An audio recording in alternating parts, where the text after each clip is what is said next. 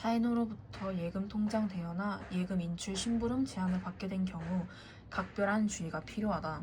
보이스피싱 범죄에 연루될 수 있기 때문이다. 보이스피싱 범죄자는 대개 타인 명의의 예금 계좌를 사용하여 피해자로부터 송금을 받아온 돈을 가로채는데, 이때 타인 명의 예금 계좌를 사용하는 방식에는 여러 가지가 있다.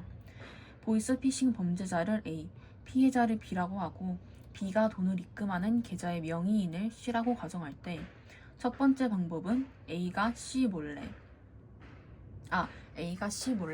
C 명의 예금 계좌를 개설하여 사용하는 것이고, 두 번째 방법은 C가 개설한 예금 계좌를 A가 빌려서 사용하는 예금 계좌 대여이다. C가 자신의 예금 통장과 도장을 A에게 넘겨주고 비밀번호를 알려주면 예금 계좌 대여로 인정된다. 세 번째 방법은 C가 A의 부탁을 받고 C 자신의 예금 통장에서 예금을 인출해서 A에게 전달해 주는 것이다. 이들 중 첫 번째 경우에는 C가 처벌될 가능성이 없지만, 두 번째 경우와 세 번째 경우에는 C도 처벌될 가능성이 있다. 어떤 행위가 처벌 대상이 되려면 반드시 그 행위가 구성 요건에 해당해야 되는데, 구성 요건이랑 범죄에 해당하는 행위의 구체적인 내용을 법률로 미리 정해둔 것을 뜻한다. 처벌 대상 행위는 미리 법률로 정해져야 하며 이것을 죄형 법정주의라고 한다. 보이스피싱 범죄에서 피해자를 속여서 돈을 가로채는 행위는 형법에 규정된 사기죄의 구성 요건에 해당한다. 그러나 예금 계좌의 대여나 개설과 관련한 구성 요건은 금융실명제법이 규정되어 있다. 금융실명제법에 의하면 타인 명의로 예금 계좌를 개설하여 사용하는 행위 자체가 범죄 구성 요건으로 규정되어 있다. 금융실명제법의 목적을 달성하려면 예금 계좌의 명의인과 실제로 그 예금 계좌를 사용하여 금융거래를 하는 사람이 일치하게 할 필요가 있기 때문이다.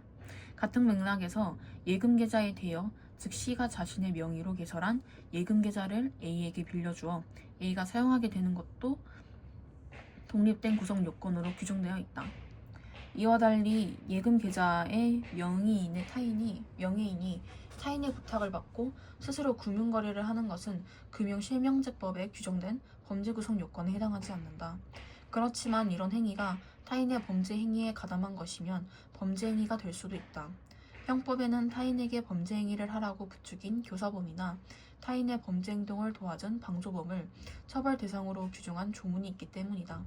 이때 교사범과 방조범을 통틀어 공범이라고 하고, 교사범이 부추긴 범죄나 방조범이 도와준 범죄를 저지른 자를 정범이라고 한다. 범죄 구성 요건 중에는 여러 사람이 가담하여 행위해야만 성립하는 것도 있다. 이러한 범죄 유형을 필요적 공범이라고 부르지만 이들은 모두 그 범죄의 정범이다. 예컨대 예금 계좌 대여 범죄는 빌려주는 사람과 빌리는 사람 두 사람이 있어야만 성립할 수 있으므로 필요적 공범에 해당하고, 이들은 모두 정범으로 처벌된다. 공범 중에서 교사범은 범죄가 발생하도록 원인을 제공했으므로 이미 범죄 행위를 하기로 결심한 정범을 도와준 것에 불과한 방조범보다 더 나쁘다. 따라서 교사범은 정범과 같은 형벌을 받는 데 비해 방조범은 정범보다 가벼운 형벌을 받는다. 방조범이 성립하려면 정범의 범죄 실행이라는 요건 이외에도 방조 행위와 방조의 고의라는 요건이 모두 충족되어야 한다. 첫 번째 요건인 방조 행위는 정범이 범죄 행위를 하기 쉽게 해주는 모든 행위를 가리킨다.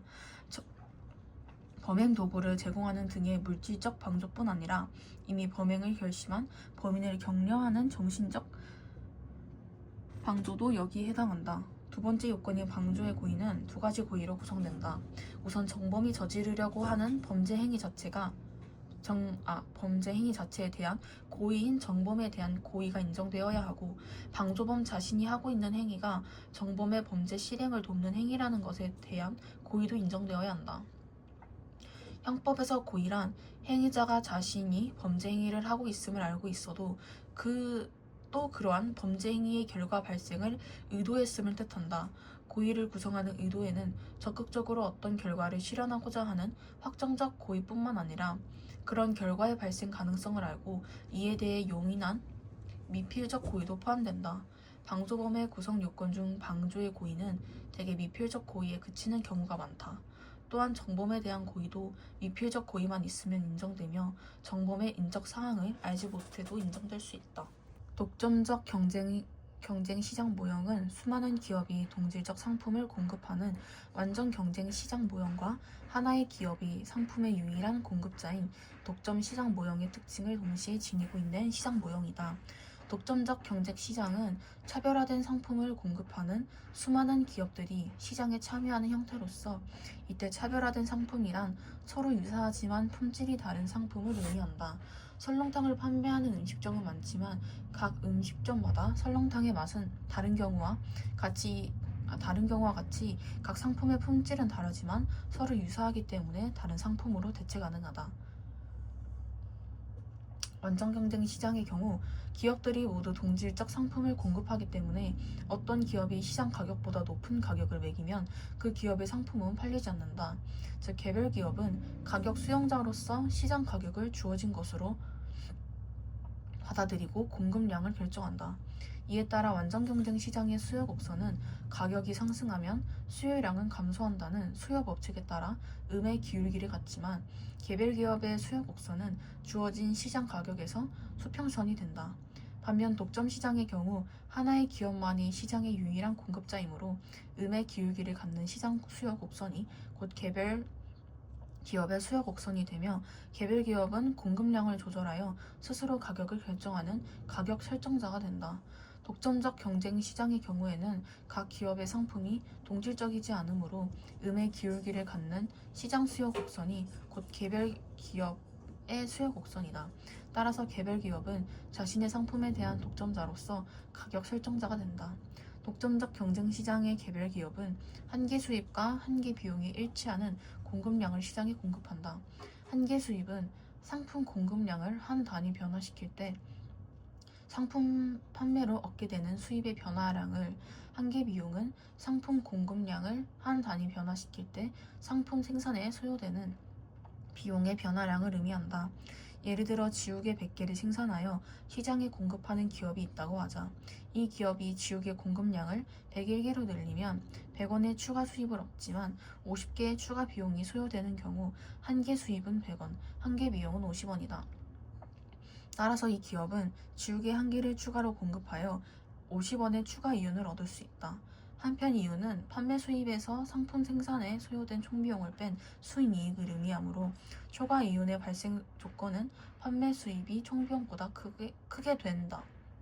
이 식의 양변을 상품 공급량으로 나누면 판매 수입과 공급량은 총비용과 공급량보다 크게 되는데, 좌변은 상품 한 단위당 수입인 평균 수입을, 우변은 상품 한 단위당 비용인 평균 비용을 의미한다. 즉 평균 수입이 평균 비용보다 크면 기업은 초과 이윤을 얻는다. 이때 평균 수입은 상품의 시장 가격과 동일하다. 독점적 경제 시장에서 기업이 초과 이윤을 얻고 있는 경우 새로운 기업도 초과 이윤을 얻기 위해 시장에 진입할 것이다. 각 기업이 생산하는 상품은 품질만 다를 뿐 서로 유사하여 상품 간 대체성이 높으므로 새로운 기업의 시장 진입에 따라 기존 기업의 상품에 대한 수요가 감소하게 되며, 이러한 수요 감소는 초과 이윤이 존재하는 한 계속된다. 수요가 감소함에 따라 시장 가격이 하락하며, 시장 가격의 하락은 곧 평균 수입의 하락을 의미한다. 평균 수입이 하락하여 평균 비용과 같아지게 되면 초과 이윤이 0이 되므로 새로운 기업의 시장 진입은 더 이상 일어나지 않는데, 이러한 상태를 독점적 경쟁 시장의 장기 균형이라고 한다.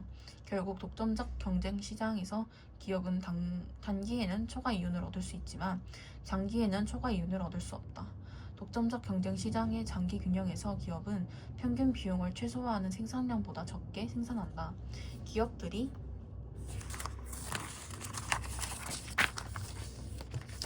동일한 상품을 더 많이 생산하여 평균 비용을 낮추기보다 공급량은 적지만 차별화된 품질의 상품을 시장에 공급하려 하기 때문이다. 예를 들어 전국의 설렁탕 집들이 설렁탕의 맛을 평준화한다면 평균 비용을 낮춰 더 낮은 가격으로 설렁탕을 공급할 수 있겠지만 특색 있는 맛을 내는 설렁탕 집의 수는 감소할 것이다. 즉 독점적 경쟁 시장에서는 생산의 비효율을 나타내는 대신 다양한 품질의 상품이 시장에 공급되어 소비자의 만족이 증가할 수 있다. 독점적 경쟁 시장에서 기업들은 가격을 인하하는 전략 대신 상품의 품질, 서비스, 디자인, 결제 방식 등을 차별화하는 전략으로 독점적인 지위를 갖기 위해 경쟁한다. 그리고 이러한 비가격 경쟁으로 인해 소비자들은 자신의 취향에 맞는 다양한 상품을 선택할 수 있다. 이처럼 기업들의 상품 차별화 전략을 이해할 수 있다는 점에서 독점적 경쟁 시장 모형의 의의를 찾을 수 있다.